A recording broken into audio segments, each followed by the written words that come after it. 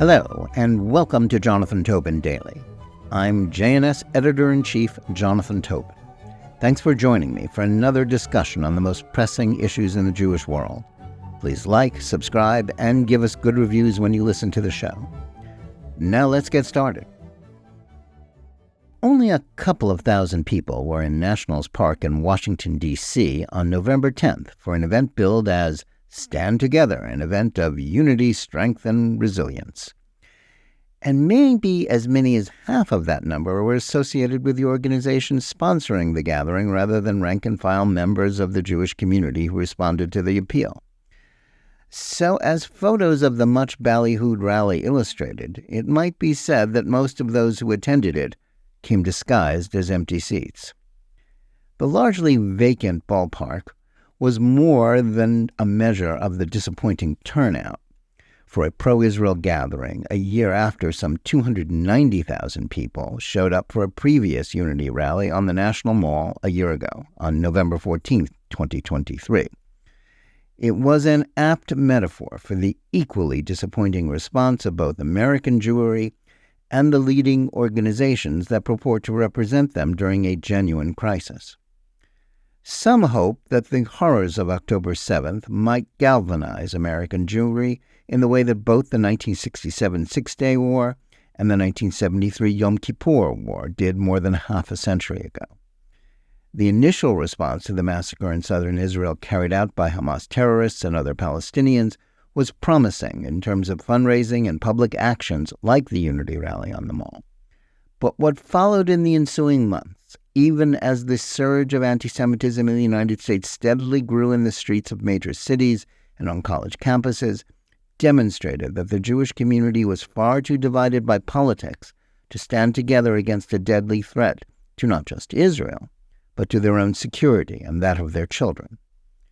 The current war in Israel continues into its second year with Hamas terrorists seeking to retake parts of the Gaza Strip in the south, coupled with the launching of rockets and missiles into the Jewish state from Hezbollah-controlled Lebanon to the north. Their paymasters in Iran also still present a deadly threat. But most American Jews spent this year far more focused on domestic partisan politics and debating whether Israel deserved their support than rallying to aid it. Just as depressing has been the response of the Jewish world to a surge of antisemitism here in the United States. The takeover of numerous college campuses by pro-Hamas demonstrators advocating for Israel's destruction has had a devastating impact on many Jewish students. But again, the reaction from the organized Jewish world has been largely low-key, and more importantly, mostly ineffective in demonstrating a willingness to fight back against open anti-Semitism, or even to force a change at institutions that were unable or unwilling to defend Jewish students. It's true that the organizers of the event at Nationals Park were not seeking to rival last year's rally in terms of attendance. Instead, they apparently just wanted to have something that would serve as a pep rally for those who were attending the annual General Assembly of the JFNA. Yet by choosing a venue that can accommodate up to 41,000 people for such an event, and deliberately hyping it as a major event, they set themselves up for both failure and ridicule at a moment in time when that is the last thing the pro-Israel community needed. To be fair, anyone who thought American Jewry could duplicate or even come close to the response to crises in 1967 and 1973 was dreaming. Changes in the community since then made that impossible.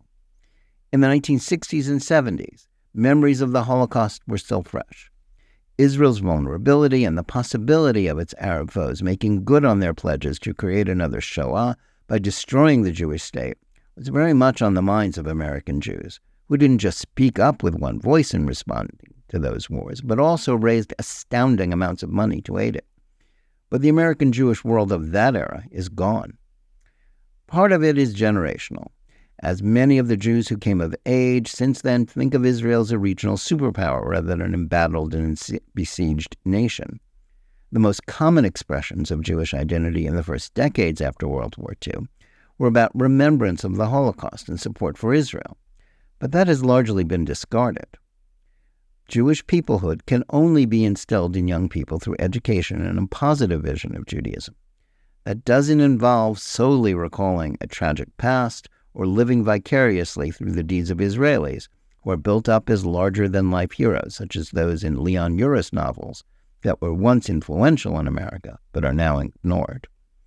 More troubling is the fact that more Americans have been subjected to decades of media bias against Israel, as well as the indoctrination in woke ideologies that falsely label it an apartheid or white oppressor state in educational settings.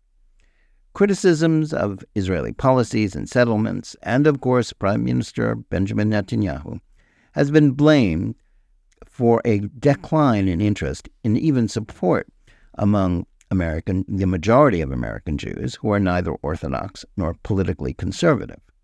Yet the real problem is demographic, not political. The American Jewish population has become increasingly assimilated. That's due to reasons such as widespread intermarriage and the fact that more and more Jews are unaffiliated with synagogues and organizations and causes. Many now define themselves as just Jews, or as the demographers put it, Jews of no religion. The ties of those who fit into this category to other Jews, let alone Israel, have been frayed to the point of disintegration.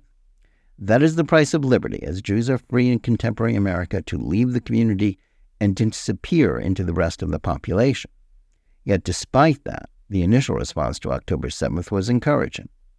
The success of last year's rally was remarkable, even if the tone of the gathering was deliberately kept as politically neutral as possible to allow the participation of groups and religious denominations that have been critical of Israel.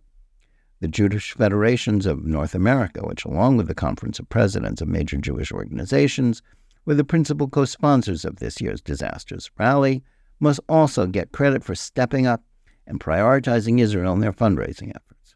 The $850 million raised for JNFA's Israel Emergency Fund was impressive, given the general decline in giving to federations in recent years, indicating that their core donors were capable of understanding the threat to Jewish life and acting on it.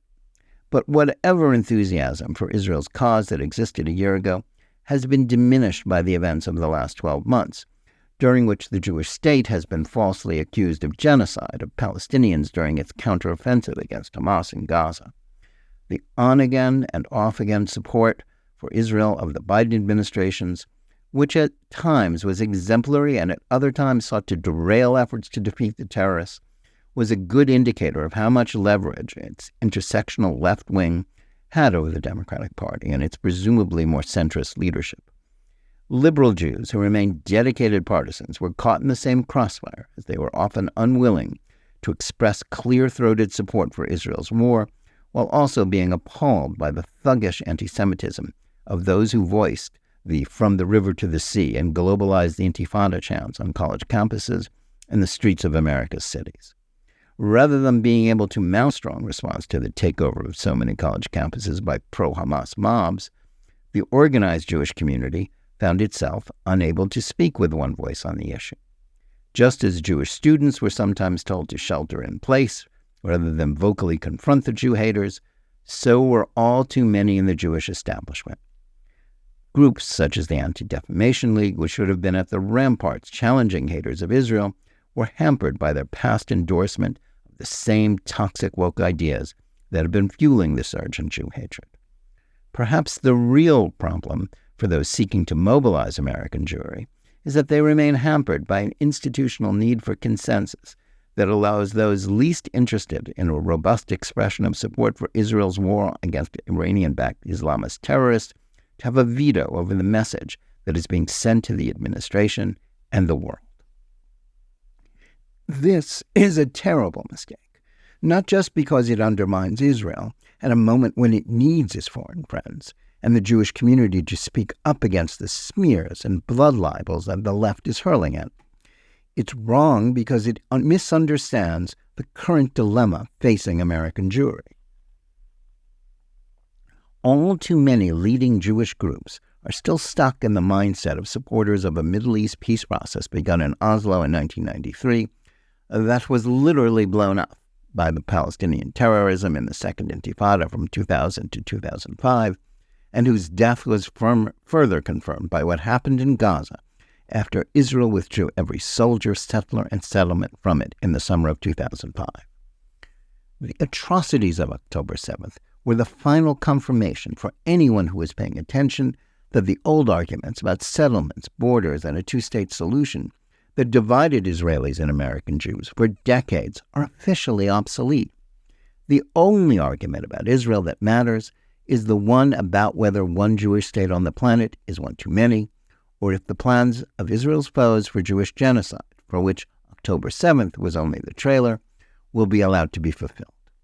Yet instead of focusing on the debate over the legitimacy of Israel and its right of self-defense, the Jewish community seems more worried about being labeled as accomplices to Netanyahu and the lies about genocide in Gaza. Rather than taking a bold stand in favor of the justice of the Zionist cause, some are on the sidelines, judging the Jewish state's life and death battle against enemies that want to slaughter all Jews and defeat the West. Just as bad is the fact that many in the community are more worried about virtue signaling their opposition to the incoming second Trump administration. That's a stand that is all the more mistaken given the clear pro-Israel tilt of all of Trump's choices for his foreign policy team. The result of all these factors is an American Jewish community that has demonstrated an inability to stand up for itself against an unprecedented attack from anti-Semites and Israel haters that threaten its own security more than that of Israel. Institutions that fail to lead in a crisis have lost their credibility and reason to exist. If the organized Jewish world and its establishment can't shed their consensus-ridden inability to act decisively in defense of both Israel and American Jewry, then they won't have to wait for their critics to topple them. They will have destroyed themselves. If an empty ballpark is an apt metaphor for the failure of American Jewry, then it is the fault of those who have been tasked with leading the community. That's a tragedy, since American Jews currently have neither the time nor the resources to build new institutions to represent them. In the coming year, it's up to the Jewish establishment to prove that it's worth saving. We can only pray that they succeed. However, given the evidence of the last 12 months and so much else that has happened in recent years, it's hard to be optimistic about their future. Thanks for listening. Please remember to tune in every day for Jonathan Tobin Daily Edition and every week for Think Twice, my full-length JNS TV program. Whether you're listening to us on Apple, Spotify, YouTube Music, or any of the other podcast platforms, or on the JNS YouTube channel, please like and or subscribe to JNS. Click on the bell for notifications and give us good reviews. Please write to us at editor@jns.org and let us know where you listen or watch the show and what you think about it. And remember, keep reading and thinking for yourself.